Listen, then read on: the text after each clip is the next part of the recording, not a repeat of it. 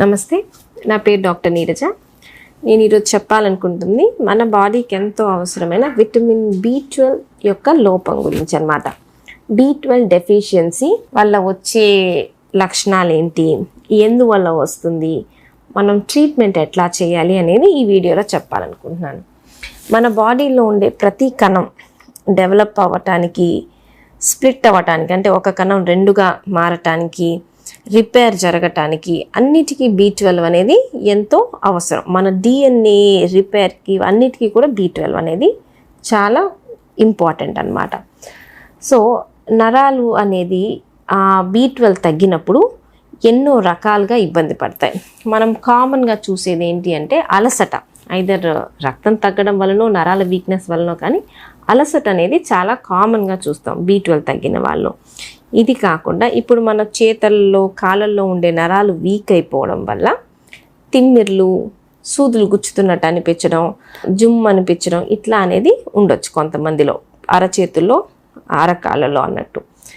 కొంతమందికి ఇది పెరగగా స్పర్శ తగ్గిపోవడం, నడకలో బ్యాలెన్స్ తగ్గడం, అంటే నడిచేటప్పుడు కొంచెం తూలినట్టు అనిపించడం, చెప్పులు వేసుకున్న చెప్పులు జారిపోవడం, ఇవన్నీ పెరగగా వచ్చే లక్షణాలు అనమాట. అంటే B12 తగ్గి చాలా కాలం అయింది అంటే మనకి మెల్లమెల్లగా ఇబ్బంది అనేది పెరుగుతా పోయింది.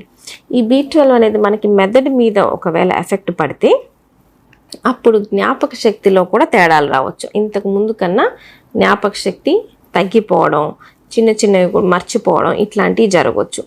కొంతమందిలో సివియర్ B12 డెఫిషియన్సీ ఉంటే కోమాలో కూడా వెళ్ళే ఛాన్సెస్ ఉంటుంది. కంటి చూపు అనేది కూడా B12 అనేది చాలా ఇంపార్టెంట్. చూపు తగ్గడం కూడా దీని యొక్క లక్షణం. సో B12 తగ్గితే కంటి నరాలు, మెదడి నరాలు, వెన్నుపూస నరాలు, చేతుల్లో కాళ్ళలో ఉండే నరాలు అన్నిటి మీద ఎఫెక్ట్ చూపించవచ్చు. ఇదే కాకుండా రక్త కణాలు తగ్గిపోతాయి అన్నమాట. అంటే మన హీమోగ్లోబిన్ తగ్గుతుంది, మళ్ళీ కణాల సైజ్ కూడా పెరుగుతుంది.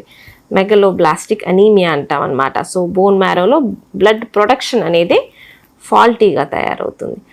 సో ఇది ఎందువల్ల వస్తుంది ఈ B12 డెఫిషియన్సీ అంటే రెండు కారణాలు. ఒకటి, మన డైట్లోనే విటమిన్ B12 లేదనుకోండి, మనం తీసుకునే ఆహారంలో B12 సరైన మోతాదులో లేకపోతే మనకి B12 డెఫిషియన్సీ రావచ్చు.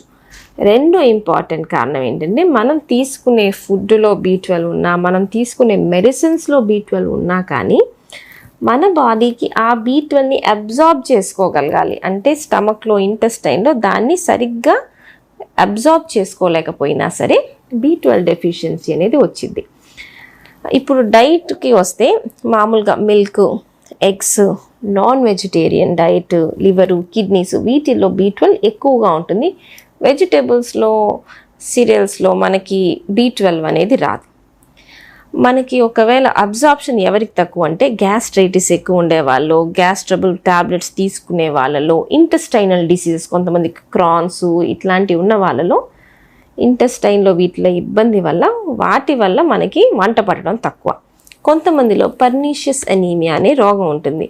సో మన పొట్టలో ఇంట్రిన్సిక్ ఫ్యాక్టర్ అనేది ఒకటి ఉత్పత్తి అవుతేనే B12ని అబ్జార్బ్ చేసుకోగలదు. వీళ్ళల్లో ఏంటంటే అది ఉత్పత్తి కాకపోవడం వల్ల B12 అనేది తగ్గొచ్చు. సో ఇప్పుడు మనకి డైట్లో B12 తక్కువ ఉంటే మనం టాబ్లెట్స్ రూపంలోనో డైట్ని మెరుగుపరచడంతోనో మనం B12ని ఈజీగా ఇంప్రూవ్ చేసుకోవచ్చు. కానీ మనకి అబ్జార్ప్షన్ అంటే వంట పట్టేది తక్కువగా ఉందనుకోండి, అట్లాంటి వాళ్ళలో ఇంజెక్షన్స్ అవసరం పడతాయన్నమాట. సో వీళ్ళకి కోర్స్ లాగా ఇస్తాం.